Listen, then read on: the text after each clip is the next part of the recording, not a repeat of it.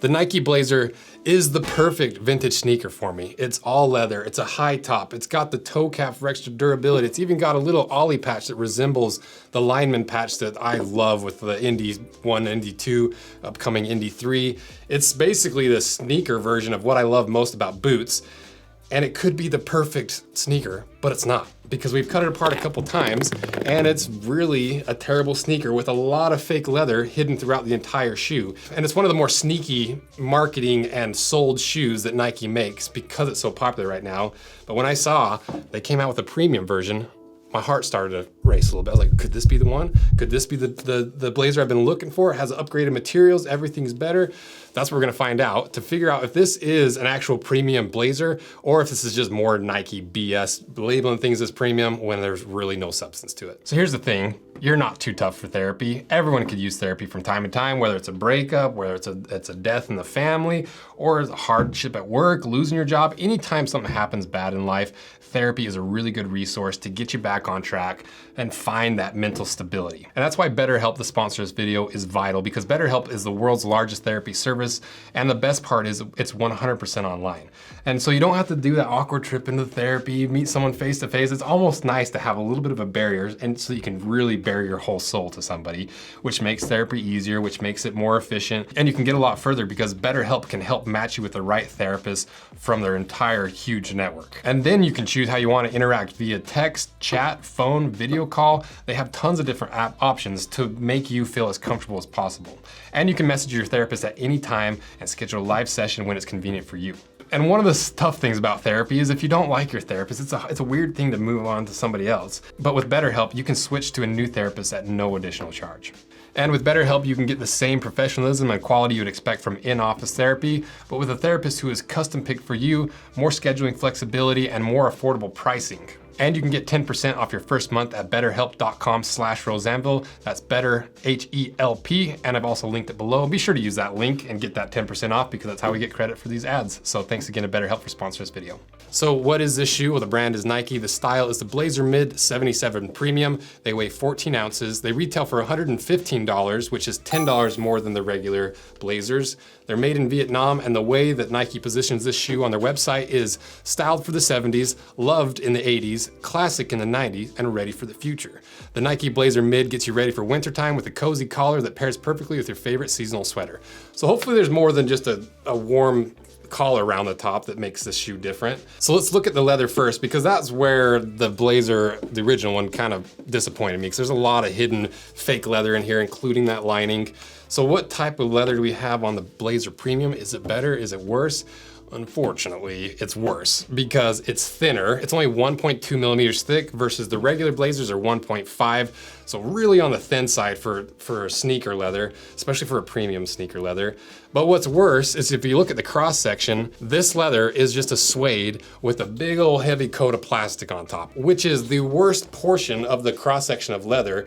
And because all it is loose fibers, without that grain pattern on top, all those loose fibers can slowly work themselves apart, even with a top layer of plastic. So how does that compare to the regular Blazers? Well, the regular Blazers have grain in them and it's thicker. So with this premium Blazer has sub-premium leather, which bums me out. So right off the bat, we're at a deficit for $10 more. And if you look at the suede, at least the suede is still the same suede, because suede, like I mentioned, is the cheapest part of the cross-section of leather, because all it is a byproduct of higher quality leathers. Because leather is naturally really thick, they have to split it down to thinner thicknesses, and so the top piece with that smooth grain pattern gets put on high quality products, while the suede gets split off and gets either ground up and turned into reconstituted leather, or they do what Nike does and slap a big old coat of plastic on top so it looks like a higher quality leather, but it's not. And to prove the point that it is a big old plastic coat on top, we put the lighter to it, and as you can see, it just melted off. And then you can really see it does have that fuzzy suede texture underneath, proving that this is just a coated suede, which is the absolute worst leather, bottom of the barrel, even for Nike. Bummer, that bums me out. But what about the inside? What about this fuzzy collar that is really the premium aspect of it? Well, it is just terry cloth. There's really not a whole lot else to it, but it is at least an upgrade from the regular Blazers that I can't stand this fake leather on the inside. Because real leather breathes, it absorbs your sweat, versus fake leather, it's like having a plastic bag around your foot. So I'll take terry cloth any day over fake leather. But is terry cloth a premium material? Not really. You know, even that old vintage pair of Nikes that we cut apart, it had terry cloth on the inside.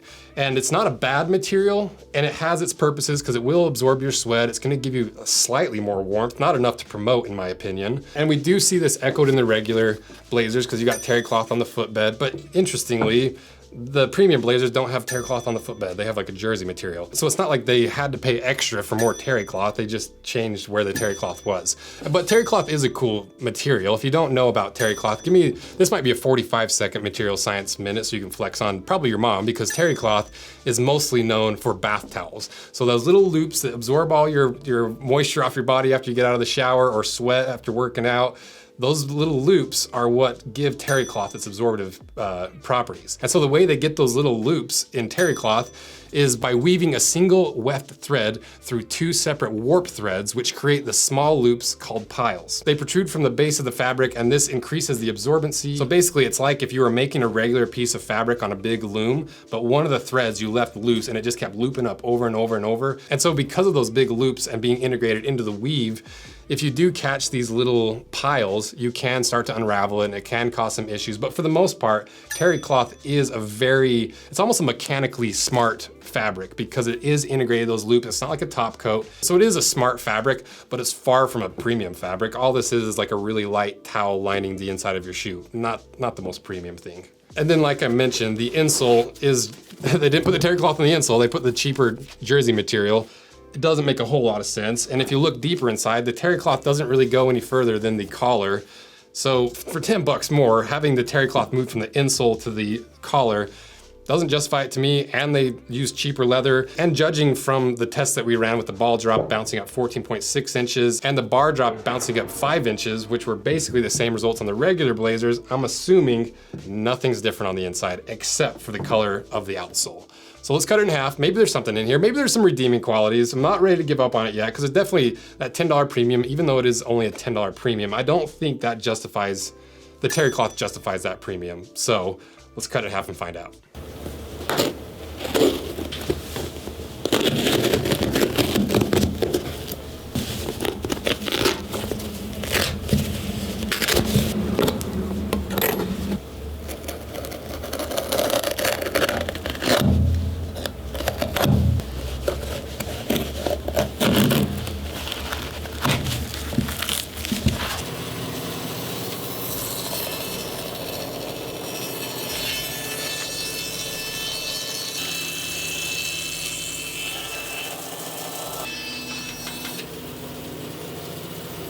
All right, we got them cut in half, and if you're not subscribed, consider subscribing. Just that one little motion of the finger makes a huge difference for us. It's how we afford to cut apart 2 pairs of shoes every single week.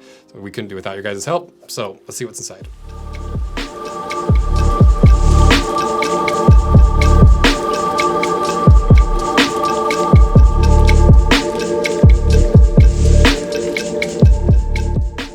So is there at least some form of saving grace on the inside of here? Unfortunately not. It is the exact same all the way through. So the only thing you get for $10 extra and that premium name tag is you get the terry cloth moved from the insole up to the collar, which shouldn't affect the price that much because all you're doing is moving materials.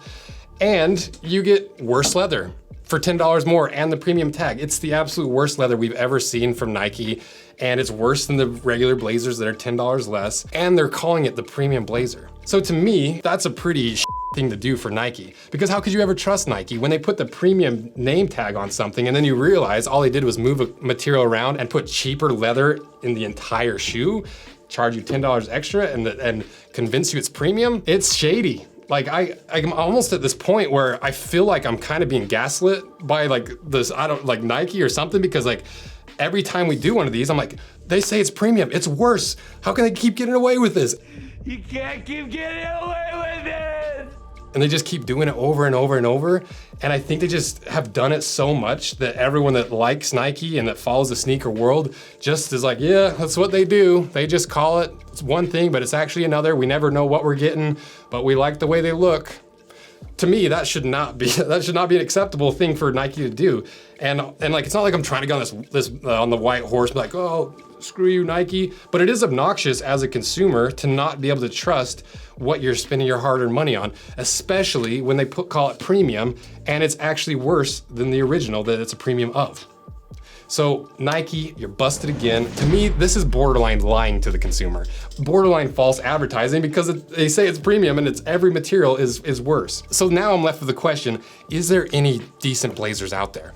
Like, I know that Thursday has their high top sneaker, and like there's a few other like handmade blazers out there, but I don't know if Nike makes a decent blazer, to be honest. So is it worth the price at the end of the day? It is only $100, $110, $115, whatever. So it's not so atrocious. It's more just that it has the potential that they don't reach, and they're straight up lying to the consumer. So let me know what you guys think and what other blazers we should cut apart, because I'm on a mission to find the perfect blazer. I really want to find one. So thank you guys so much. Maybe I'm off on this. If I'm off, let me know. I'd like to hear a good argument and materials and have some data to back it up. Maybe I'm off, but it sure doesn't look like premium to me. And Nike sure seems like they're lying. So thank you guys. See ya.